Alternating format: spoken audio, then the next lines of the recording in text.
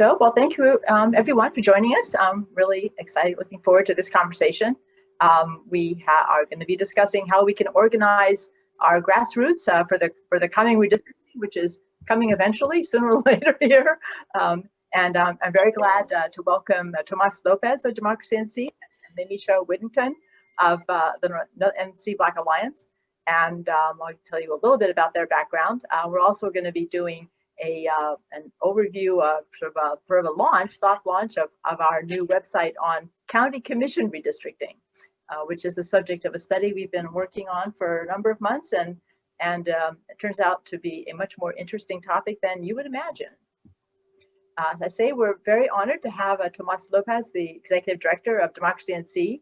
He was formerly with the Brennan Center before somehow he was lured down here from NYU to join us, and really just been. I'm so admiring of all the work that you're doing, Tomas, at Democracy NC, and very happy to have you as collaborator on various things. And we also have with us Lemisha Whittington, who previously was with the Friends of the Earth, but just fell in love with redistricting, and she is now the campaigns director at the North Carolina Black Alliance, and also deputy director at Advanced Carolina. This is really our honor to have both of them with us. And then also my colleague, Tyler Day, who's on the Fair Districts NC team, and also a board member in the Piedmont Triad League of the Women Voters, League of Women Voters in Greensboro, basically. And so let me just say a little bit about what we're going to be discussing. We're going to be asking each of our speakers, really Tomas and Lemisha, and then Tyler is going to be coming in for, as I mentioned, the overview of our new website on counties. But we're going to be asking what are the main areas of emphasis for you and your organization with regard to redistricting work over the coming months.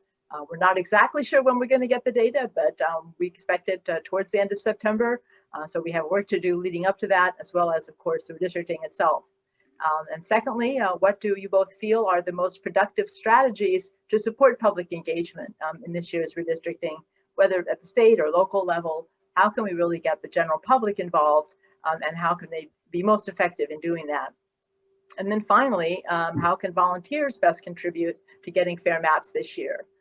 We all know that there's a lot of work to be done, and we're really proud of our volunteers and all the work that they do, and all the hundreds and thousands of volunteers even who work with our partners to get this work done.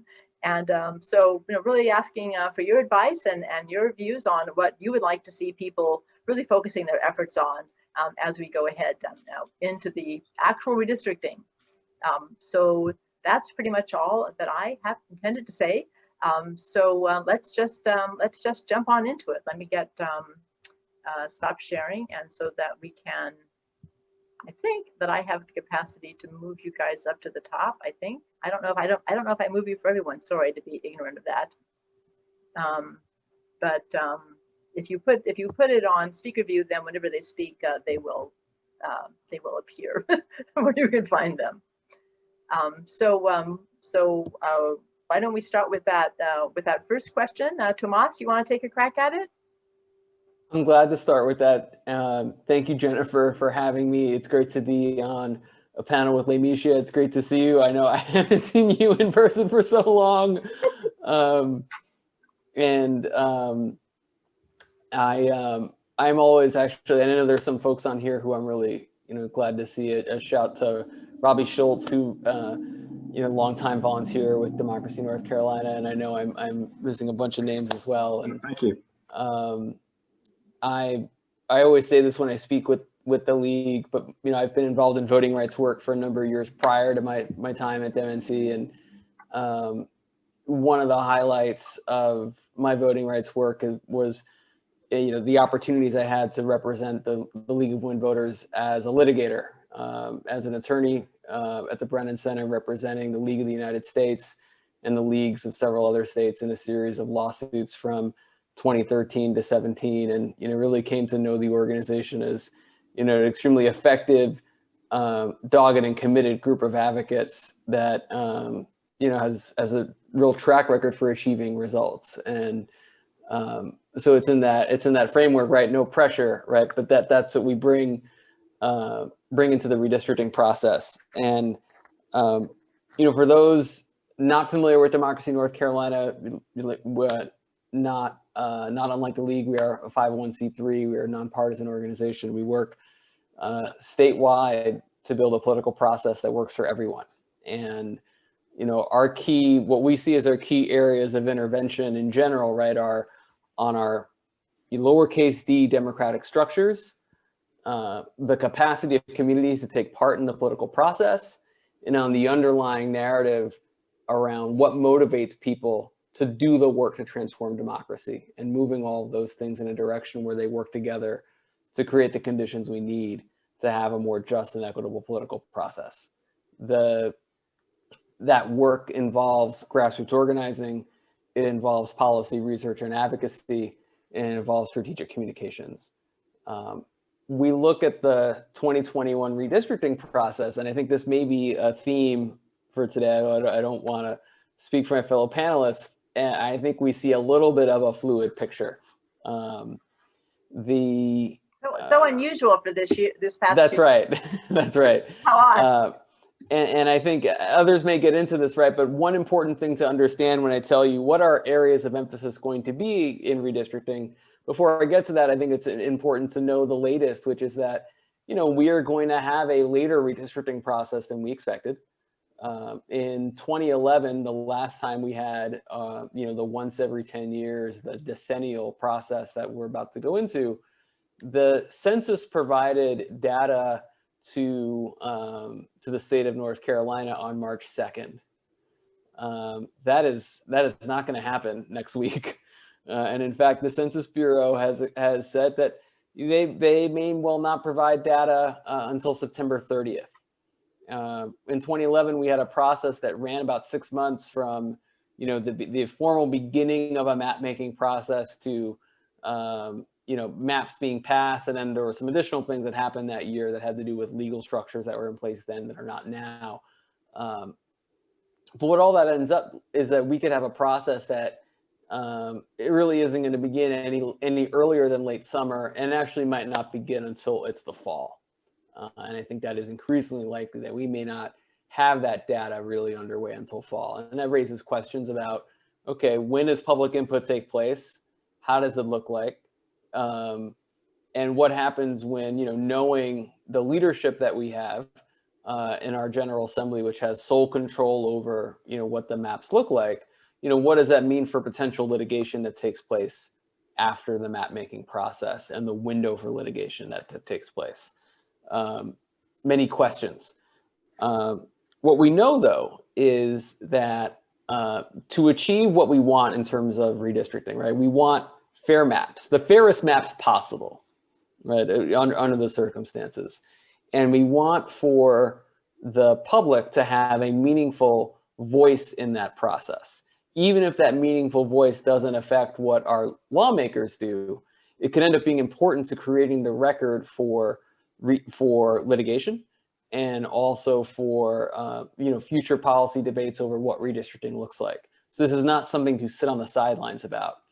So when I think about our Democracy North Carolina's key intervention opportunities, I see a couple on this issue. One is, I think that there's work that all of us can do, and this is work the League, will hopefully be doing as well, right? I know the League is doing, simply to educate people about the redistricting process.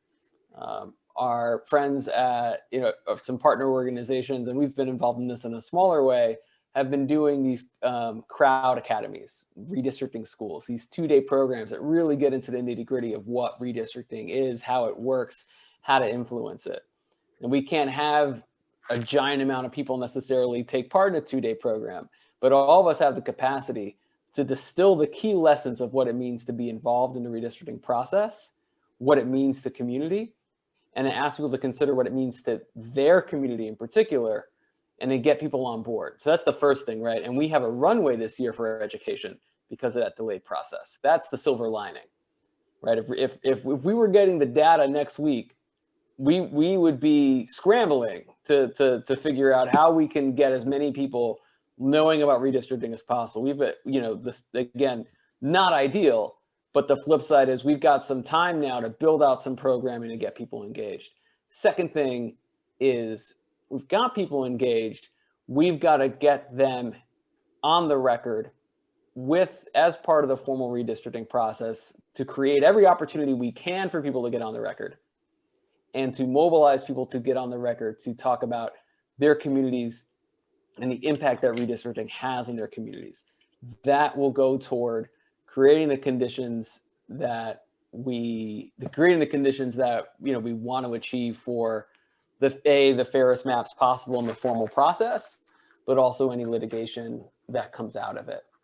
And then a third front that I know that the league is especially interested in being active in, and that we intend to engage in as well, is determining what exactly can we achieve from ahead of the redistricting process in terms of any wins that we can get in terms of transparency in the process itself, right? We don't expect this year to achieve redistricting reform. None of us, where we're going to put forward the idea there may be we may see a bill that again restates, what we consider to be our ideal, right? But none of us think that Phil Berger is going to become a convert to the idea of an independent redistricting commission, right? That's not happening.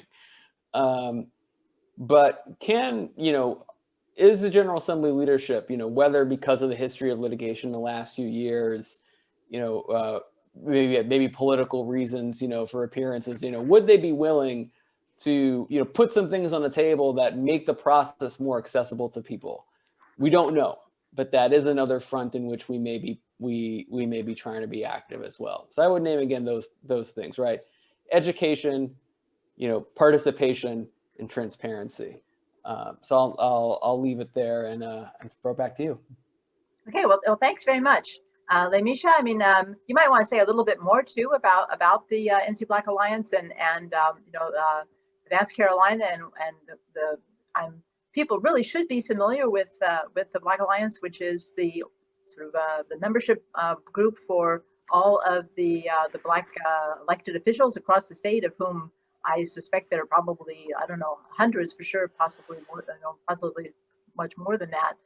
But Lamisha, so maybe you can kind of meld a little bit of the intro of your organization in with this question on what your main areas of emphasis for your work are going to be over the coming months, and as well, if you want to take on some of the other questions too, then we can do general discussion. That sounds good. Thanks, Jennifer. And thanks again for having me. Thanks, League, for having me. It's always great to be in partnership with you all. Tomas, great to see you, friend. Great to see you. I feel like pandemic has done a lot. And one of the things it's done is separated us from good folks in person. But it's good to see you in the virtual space, my brother. And so I'll also see some familiar faces. Good to see you, Harry Taylor. Dr. Powell, I see you on. Really good to see some good folks on. I can't see the full list, but I know there's other folks I've had the pleasure to meet before we went into COVID. So it's really good to be on. As Jennifer stated, I'm the Deputy Director of Advanced Carolina, which is the C4, and our sister org, in which I'm the Campaigns Director, is the North Carolina Black Alliance that Jennifer elevated, that is the C3.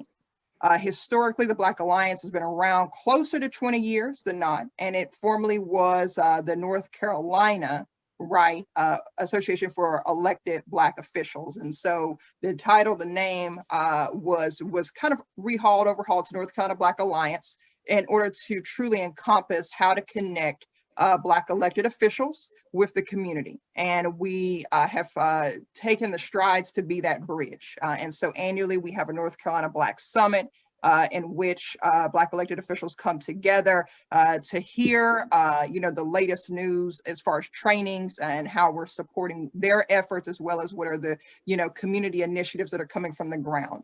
And so that's been an annual tradition, but one of a really great networking gathering for both Black electeds, but also Black candidates.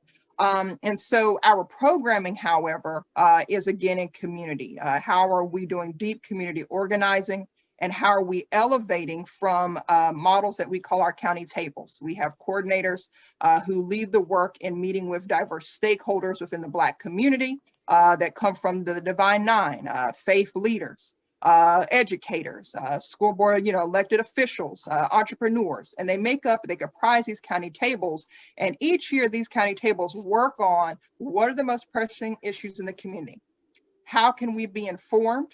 And then by the end of the year, Advanced Carolina on the C4, my executive director, Marcus Bass, many of you may be familiar with his work over the state, prolific individual.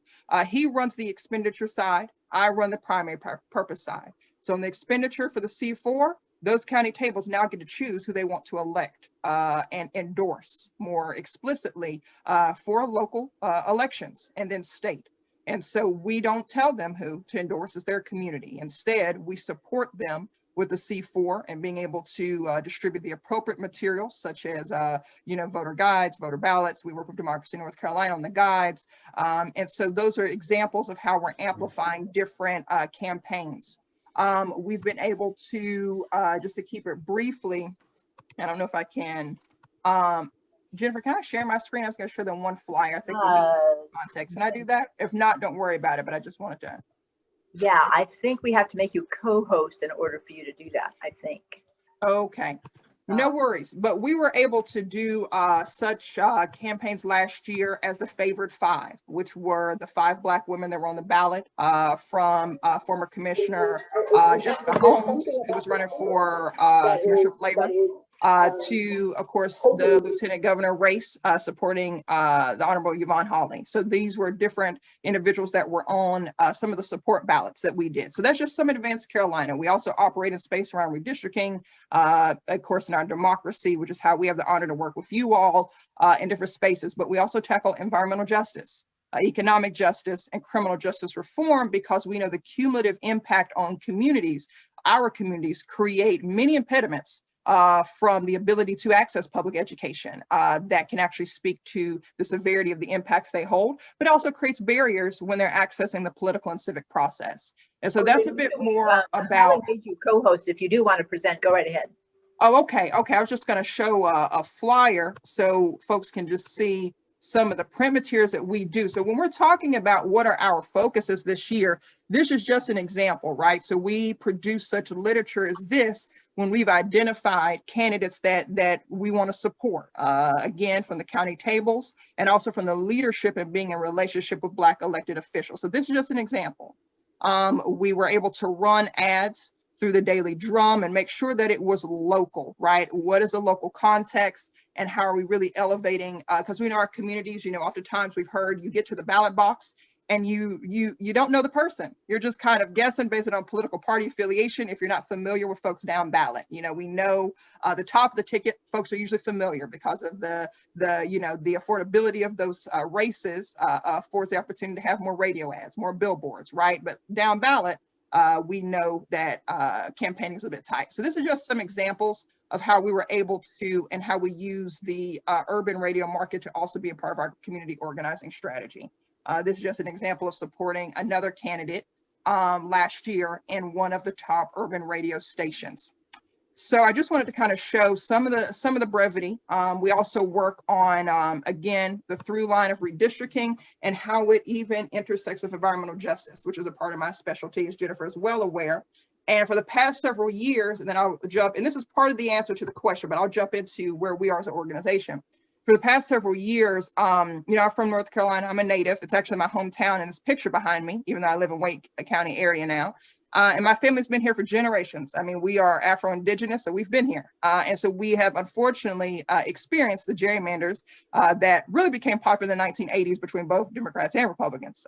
So we know very well. But as far as my professional work, I started in redistricting in Wake County space around 2016. And it's been an honor to be in partnership with, again, Tomas and Jennifer, drafting that Golden Standard Senate bill together, coming together almost weekly to do that, introduce that with, Black electeds, 2 Black women and Terry Van Dyne. So Senator Erica Smith and Senator Valerie Fouché was actually our co-sponsors for this bill. And actually also my senator, so I want to lift her up too. Yep, Terry Van Dyne. And Senator. No, Valerie. Yeah, Valerie. Oh, okay. That's Valerie's your senator. Well, look at that. I did not know that, Jennifer.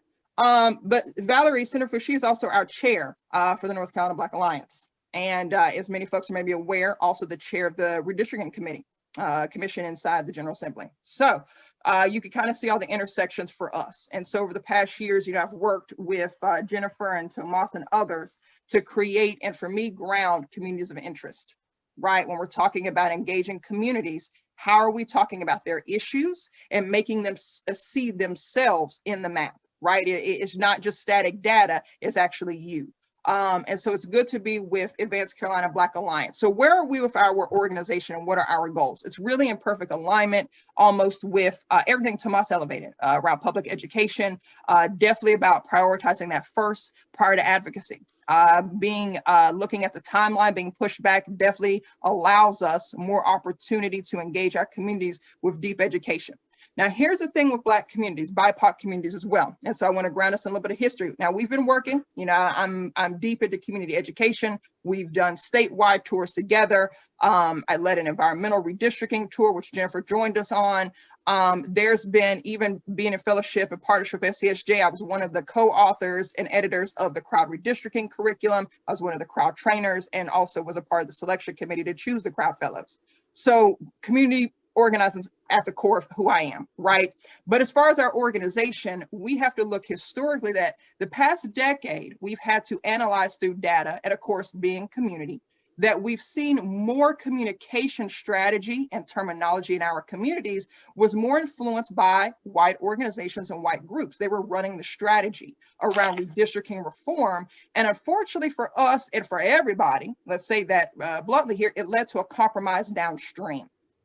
That's what we had to come to terms with. So coming out of the 2020 election, we can't afford to be a backseat player. Tomas already said why. We already know where we are in the climate of not achieving a commission like we had hoped prior to 2020. And so that's why we are talking with everyone from county commissioners to legislators or redistricting, which is why we love the fact that the league is looking at county commissions. That's where we are. We are poised, again, Black Alliance, we are poised in every level from being in relationship with the caucus, Black Caucus with Congressman Butterfield, his direct leadership and involvement in HR 1. And we know that HR 1, he's speaking on the implications of redistricting. From Congress to Senator Valerie Fouché, she's our chair, but it's also great to be in relationship as she is on the Senate Committee in Redistricting. So we as an organization are in position to leverage independent voices on redistricting reform with our positioning. Our previous elections of 2018, let's take it a step back and then come back forward to our priorities because the past informs where we're going. The same gerrymanders in 2018 had the most drastic cuts to early voting days, okay? In the very same areas plagued with the intersectional issues I already elevated, those environmental concerns. Now we're looking at even, you know, COVID-19 disparities is in some of those same districts, okay? That's what we're seeing. Data shows that areas we need to focus on are areas deprived of civic and political power. The same data shows that these communities are undercounted in the census. Well, we know that there is no redistricting or apportionment both without census data. So these are the same communities who are undercounted. That's what we are assessing in our community strategy this year and of course going forward. These same undercounted communities are prone to gerrymandering, and there are the same communities that are dealing with the health implications of COVID-19 vaccination accessibility or really lack thereof. Again, cumulative impact is what we have to assess in BIPOC communities when we are trying to ground public education. These are also historically the same communities that have been used as dumping grounds for corporate pollutions and chemicals, which has impacted voting access, right? Either health disparities or literally displacement of community members where they're having to figure out a new address and new voter registration.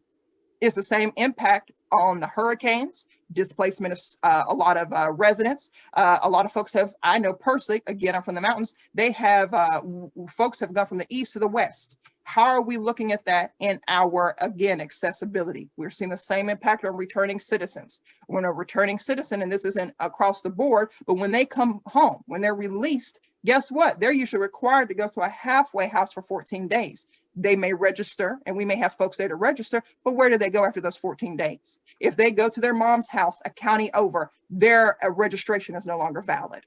Those are the layers that we've had to consider over the years. That's what we're dealing with again this year. So the ultimate goal is lead education before we lead with advocacy. We have to get to the why. That's what we've been doing for years, but we really have to push it. Advocacy, legislation has always gone before community education. And you see that, and most of the time legislation is informing the process and therefore informing the community last. And that's where we need to up our public education and deepening that in communities, especially looking at these county commission races, right? So every single time that we see, of course, also our Black champions. What am I saying here? Our Black elected officials. And this is where I'm going to wrap up here, Jennifer, for the next question, and I think maybe for Tyler. But Black elected officials are part of our strategy. Public education, transparency, looking at the data from 2018, looking at the data from last year, what impeded youth, even Black voter turnout, and them being able to be engaged. We know it was not the narrative of apathy solely. It was actually also the, again, barriers to being displaced due to houselessness, evictions, COVID-19, college displacement. This is where we're having to track our communities. The students who were at college that we know are a huge hub for some of our public education, guess what? They're no longer on campus. So we're really having to reassess our ground game with information we've already known while fighting the public narrative that oftentimes isn't privy to groups that are not grounded, of course, in BIPOC or Black community organizing. That's where we're coming in. And again, that third prong is Black elected officials. Again, Black Alliance. Oftentimes, Black lawmakers are champions, and you'll see this. They're champions for reforms.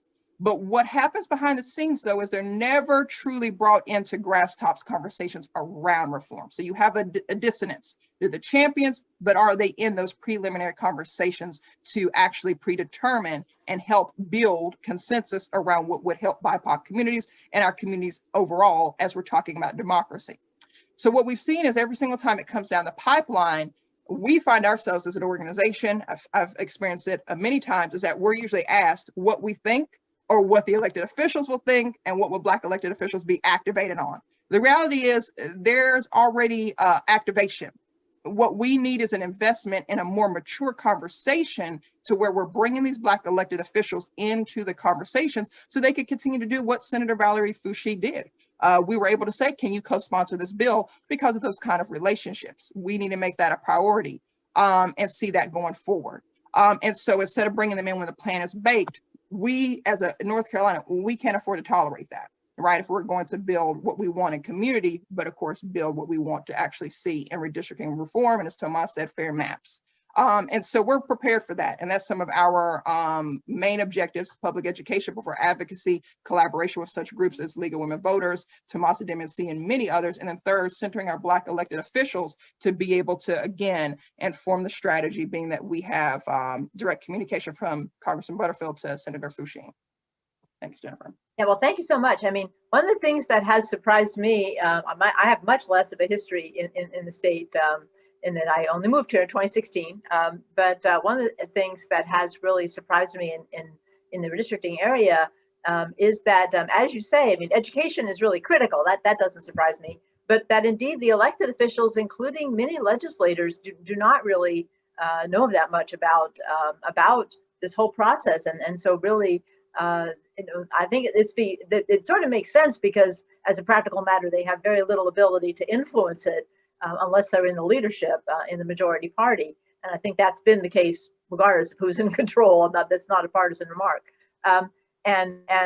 So, but the local officials for sure, I mean, they have, you know, they have not often been involved perhaps in redistricting their own jurisdiction, but many of the local jurisdictions are at large, so there are no districts. So they may not have had that experience.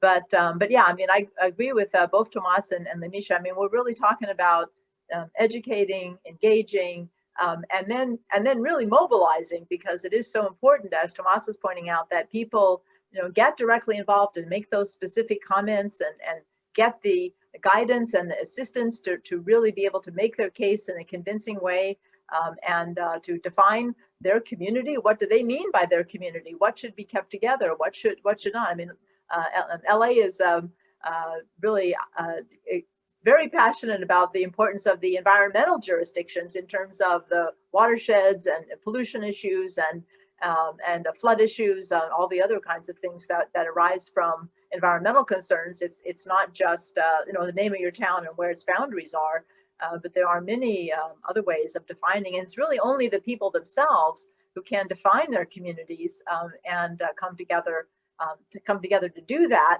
and to try to be sure that they do get representation and that they're not divided up.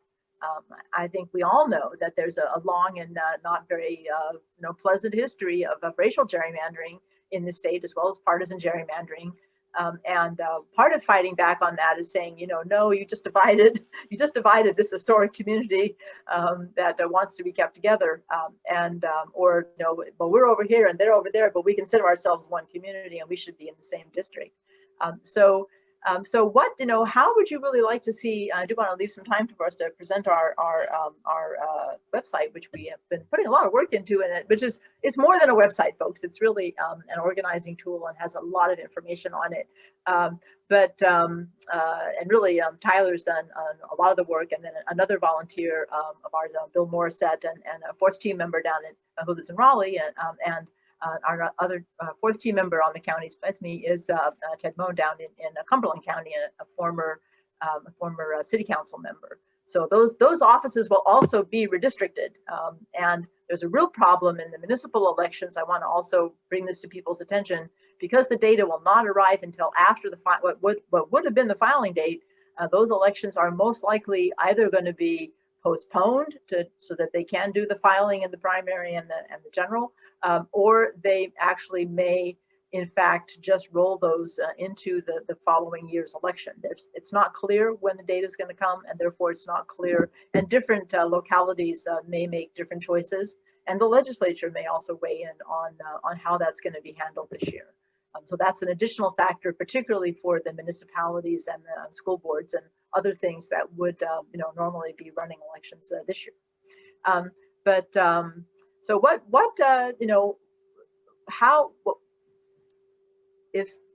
which of these three areas? I mean, it's hard to say which is more important, but I think that one of the things, actually building also on what LA said, was that. What are you doing? What is who doing? Sorry, I think that was somebody who was, anyway, whatever. We all have our lives that we're living online here.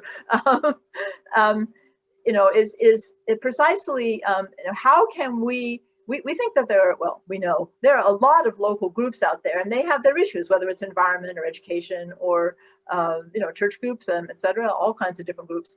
And how can, we as volunteers or organizations, how can we mobilize those groups and get them involved? Because they may not, just like the legislators, may not be aware of, really redistricting and how it works and how it affects the issues that they care about in their community and that they're working on through their organizations. How can we really, move that forward and bring them into this discussion and the actual redistricting?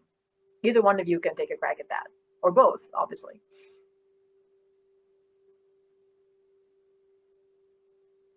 Tomas, I feel like I already spoke at length this last time. Sure, I'm glad to take it. I'm glad to take it.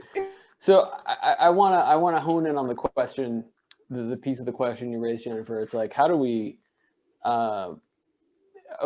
get people to care about this in a really tangible way? And it goes back to something I mentioned at the top about this idea of narrative, where a lot of the dialogue, a lot of the times, I think organizations like all of ours, including Democracy NC, including the League, right? You say things like, hey, this is bad for our democracy, or this bill is good for our democracy. And these things come with the presumption that when someone says, this is bad for democracy, the person who's hearing that and receiving that will say, oh yes, well, if it's bad for democracy, I can't be for that, right? If it's bad for democracy, it's bad for me. And I think one of the outcomes of this election is, I think should be a recognition that there are a lot of people out there who don't make that connection, that if it's bad for democracy, that it's bad for me, or that it's good for democracy, it's good for me, right? That we have to be engaged in the work of selling people on the idea that democracy itself is worth the effort, that it can produce the results that people want for their well-being, for the betterment of their lives. And not just that democracy is something that works for them, but that in fact that they have to work, that we all have to work for it, right? So it's that democracy is an ideal that's worth our transforming and putting in the work for. And so some of what we have to do when we're engaging with people, when we're talking to people, whether it's the one-on-one conversations that we have with our neighbors, whether it is the organized forums that, you know, we're putting together, is really making the case, meeting people on the terms that they may well be skeptics of all this to begin with.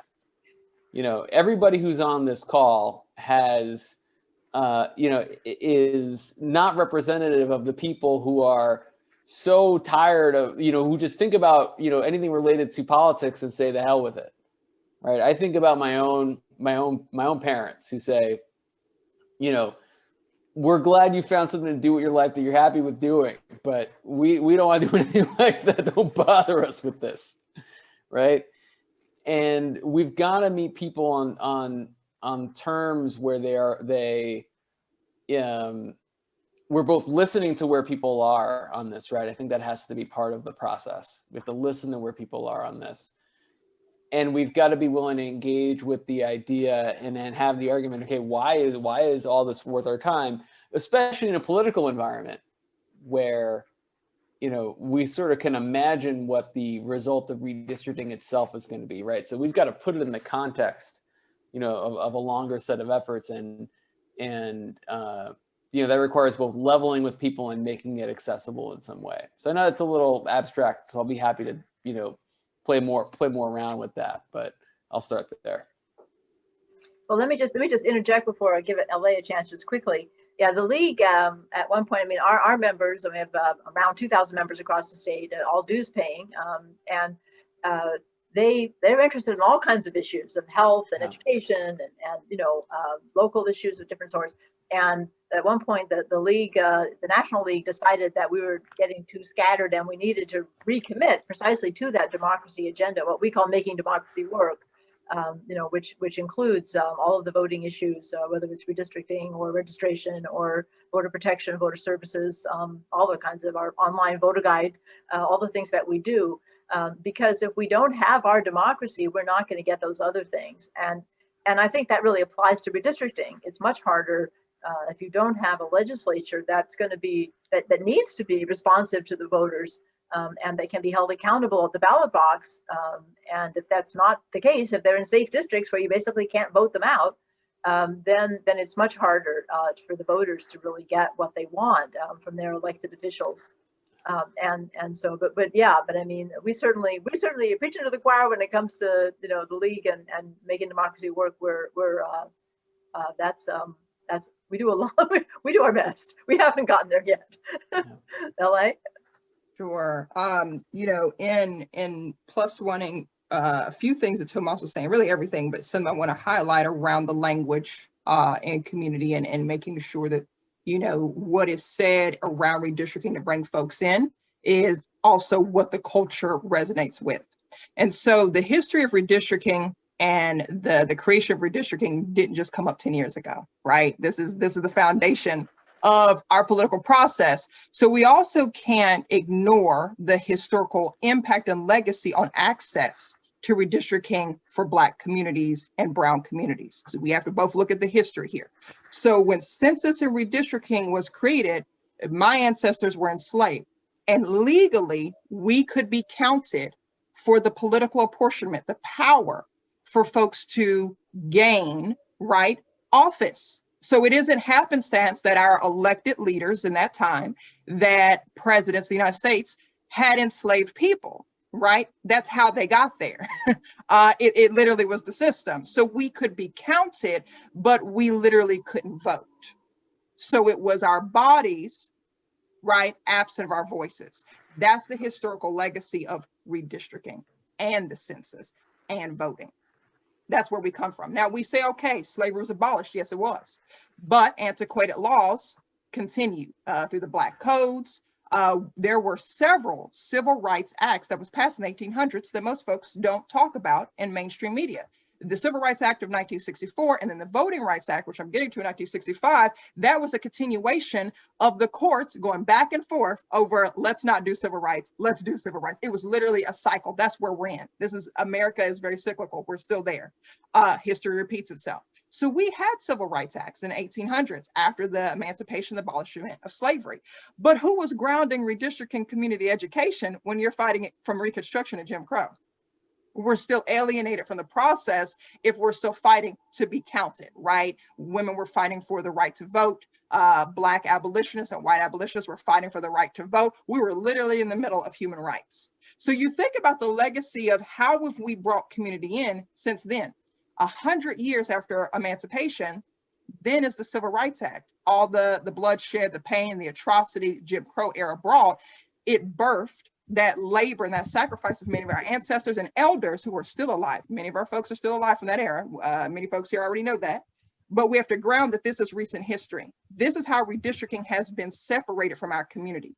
We have been engaged during voting, but we're not engaged, especially in North Carolina, when the power of redistricting is in the hands of the legislature.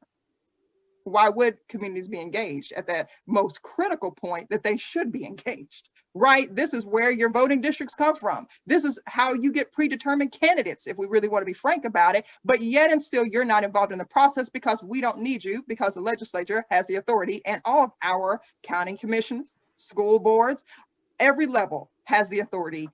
Citizens do not. So we talk about this history, right? And then we come to 2013 and the Voting Rights Act is gutted. Pre-clearance. This is what we fought for in the 1800s, y'all. This is what we fought for in the 1900s. At what point did we bring the community in to organize? Yeah, absolutely. For the right. In fact, there were vast periods of time when they didn't redistrict at all. They just left the districts as they were. Now, I'm actually seeing a couple of questions in the chat about people wanting to know more about the county commissions. So since let me give Tyler a chance to present the county commission website that we have developed and maybe show a little bit of some of the county specific data. We've picked a number of counties to highlight, because I should say that building on what LA said about the long-standing and certainly still continuing issues with racial equity, as well as threats to our democracy. We picked counties that will redistrict because they have districts. Not all counties have districts, and also predominantly counties with a high Black population, because that's where the rubber meets the road when it comes to redistricting in North Carolina. So Tyler, you want to? I hope you're ready to go on this, possibly. Yeah, let me just share my screen. Just a moment.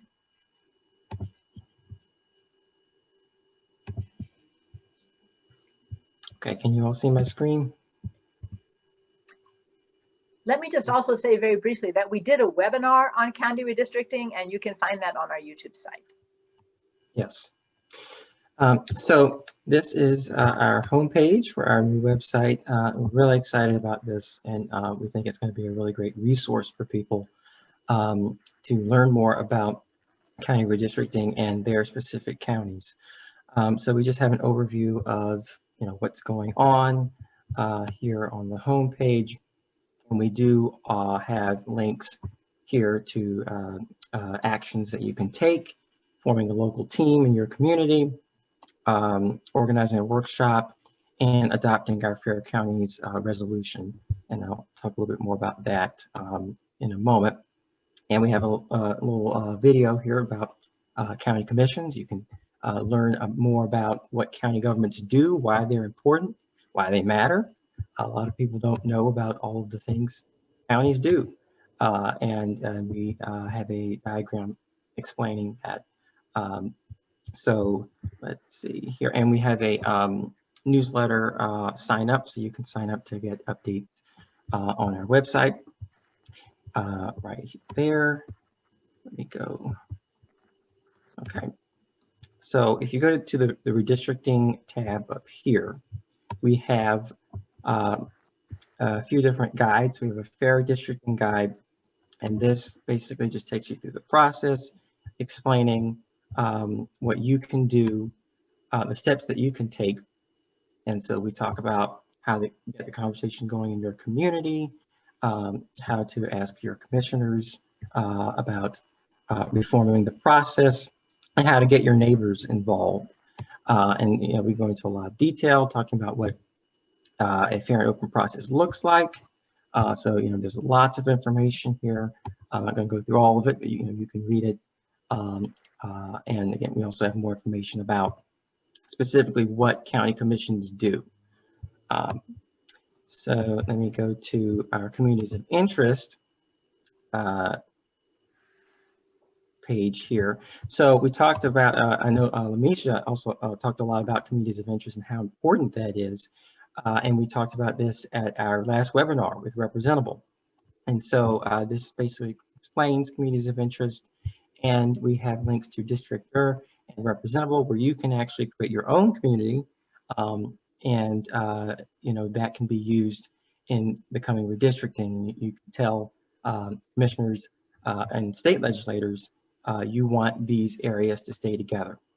And I would highly recommend, if you haven't seen our webinar with Representable, to check that out. You can learn a lot more information about how to use those tools. But we provide a lot of information here, so you can utilize that. Let's see.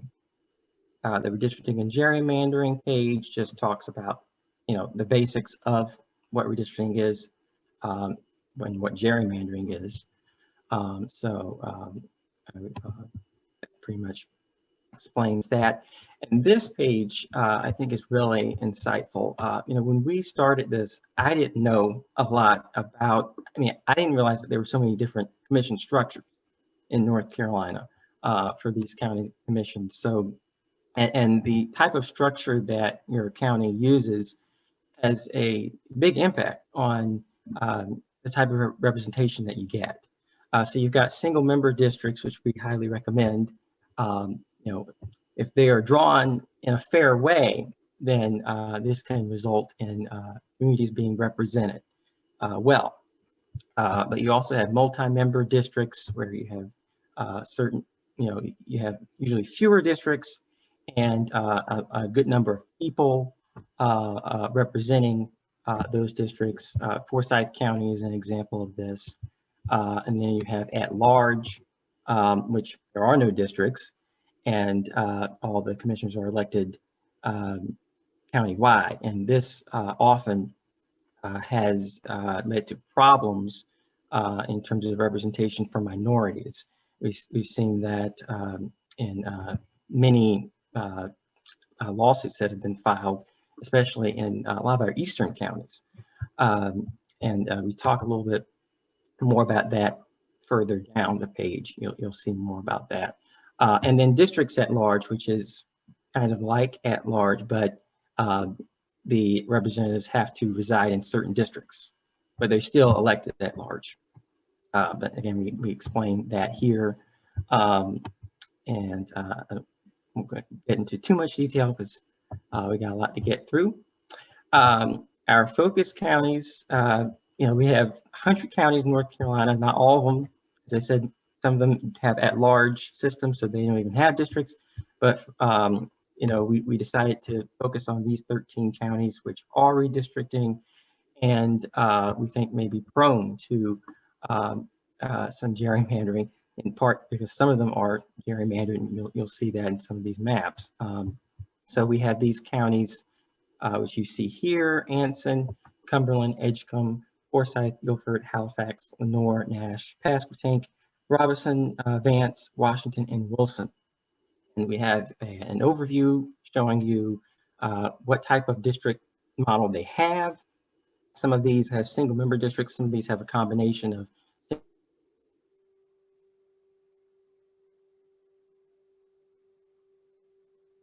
Dang. Natalia, you just okay, go ahead. what? Oh, okay. Suppose just for like a few seconds, don't worry. Oh, okay. And so I'll show you an example of one of the pages here. Let's take a look at Edgecombe. So this is Edgecombe County. And for each of these counties, we give you information about, we show you the county website, Board of Commissioners website, and the County Board of Elections website, along with their social media. We will list we have a link where you can go to the Board of Commissioners calendar. You can see their upcoming meetings and also where they're holding the meetings, a link to volunteer, and we will update that as we get more volunteers for each county. We will show the progress that's being made in each of these counties. We will show the structure of that particular county. So you can see Edgecombe County, for example, here, single member districts, 7 members. And one of my favorite things, we have an interactive map of, for each of these counties, of their commissioner districts. So you can zoom in and check out the map, learn about the commissioners in each district. You can see their contact information, but you can really, go in here at street level. And if you click on View Larger Districts Map, this will take you out, and you can, let's see when it comes up, you can actually search for points of interest or for your address, and then find where you are on the map. And again, like I said, you'll see the commissioner's information here with each of these. Some of these, we actually also have demographic information for each of the districts, and that will show up alongside. And below here, we have county demographics and population statistics. So we show you the population and how it's changed from 2010 to 2019. You'll see that for the county as a whole and for different cities and towns in each of these counties, along with the demographics for the towns and their population densities. And you'll note here, you can click on a map for any of these towns. So if I go to Tarboro, for example, it will take me to Tarboro on the commissioner's interactive map once it loads. There it is. So you have a zoomed in view of Tarboro, and again, you can play around with it, zoom in, whatever. You can see clearly right down, looks like right through downtown, it's been split here in this this particular map. And we have a graphic for the racial demographics. You can see for each of the counties. So that's basically an overview of one of the pages. Again, you can see any of those 13. It's going to be, the pages are fairly standard. If you go to focus counties and all counties, we do provide information about all of the counties just at a basic level. So we explain the different county commission models. So you can see them here. I'm not going to go through all of them, and then we have a table showing each of the counties and the type of model that they have, along with the number of commissioners, the model details, the number of terms if they're redrawing this year. So you can find your county, look it up, and then you can also click. This will take you to your county's website, so you can find more information. Fortunately, we don't have the resources to do a county page for all the counties, but we do have that at the very least. And on our resources page, we have a short video. This is the same thing that's on our Fair Districts website as well, explaining gerrymandering using pennies and dimes. This is from the film Line in the Street. And it is the best explanation of gerrymandering I've ever seen. I would highly recommend if you haven't seen it, or if you know people that, if you talk to your friends and they don't understand what it is, show them this video. It's very, very helpful. And below that, and Jennifer was talking about this before, our Drawing the County Lines Fair Districts webinar, which we did last year. We have a link to that here, and you can actually watch it right here from the website. And that has a lot more information. And we actually had a study on Forsyth County specifically within that. So you can view that. And I'm going to wrap it up, and I think we're getting close to time here. So our events page will show events in each county, as each of our priority counties as they come up. And then the news, we will show blog posts explaining what's going on. You can see we have two here, one about launching the project, and then the other about the calendar, which we've talked about, which has been, thrown out of whack this year. So you can read more about that there. And I think I'll leave it at that for now, so we can get into questions. Yeah, thank you very much, Tyler. I mean, you can see a fair amount of work has gone into this.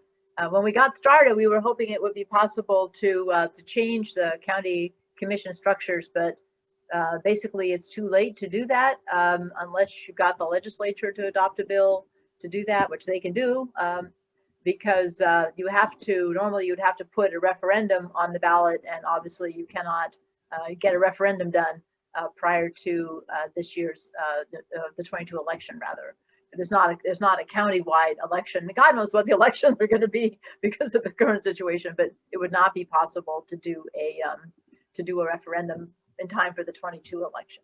But we still hope that the league will be involved in working to try to get it as more single-member district systems. It's been the policy of the league for many years, I'm not sure how many, that we favor single-member districts, and at-large systems have been found to be unconstitutional over and over and over and over, across this state. But there and many of those in the counties that have particularly a high Black population have been eliminated. But 2017, Jones County was changed through a lawsuit to become districts from being at large. And you still have counties, and I would point to Alamance, our neighbor. If you're, I'm in Chapel Hill, our neighbor county, Alamance, which has a substantial minority population and has never had a minority commissioner. So they're an at-large system. So because if you have an at-large system, everybody, the majority group can win all the seats because they outnumber the people voting against them. So they can just sweep the board. And that's why they're a particularly bad system.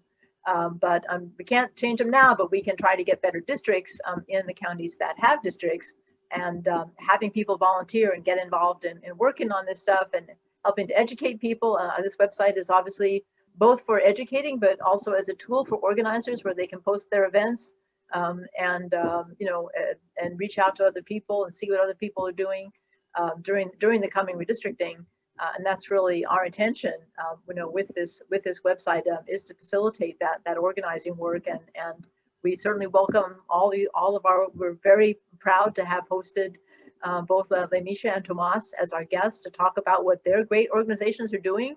And I encourage all of you to get involved. Politics is not a spectator sport, and we really need people to be involved. It's a huge task to educate and mobilize and engage our fellow citizens and residents who are not citizens across the state. All of us are going to be affected by redistricting, and barring lawsuits, which I'm not going to bar, we're going to have these districts for the next 10 years. Okay, well, if anyone has any, really urgent questions, but we are at time, and I really want to thank our panelists and Tyler, my colleague, for joining us. And I think there's a lot to be done, and we need your help to get it done. So I want to encourage you to volunteer with these great organizations, or with the league, or with another organization of your choice, or more than one. Tomas mentioned Robbie Schultz, who has been a great volunteer at DemNC. He's also one of our great volunteers, so we volunteering is maybe not as critical as voting, but it's right up there in making our democracy work. I just want to also say that the website is live now. I saw a few questions in the chat, so just so that people know that. And I do want to just say, Bill Morissette and Ted Moan, who have worked a lot, especially Bill, on creating this website. It's not, just me and Jennifer, but they have done a whole lot of work in putting it together. So we're really happy with it, and I hope you'll check it out. Well, thank you very much. I really appreciate you guys for being on our webinar, and we do these monthly. We've been doing them for the past 2 years, so we have them fourth Wednesday, and typically every once in a while we move them around, but we really welcome you, and we also very strongly encourage you. If you're going to get involved in redistricting, now is the time to do it for sure. Tomas or Lemisha, do you have some final remark that you want to make? I'm glad to start. One last thing. First of all, really impressive presentation, Tyler. Thank you for putting that forward. Second, I would emphasize the point that this is a long, we're in for a long haul. I see faces on here. I know I've been involved in work for a long time. LA, you named Harry Taylor. Harry's been at this a long time. Robbie, you've been doing work with MNC a long time. I know there are many people here who, feel like, hey, I was here for 2011 and we're doing this again.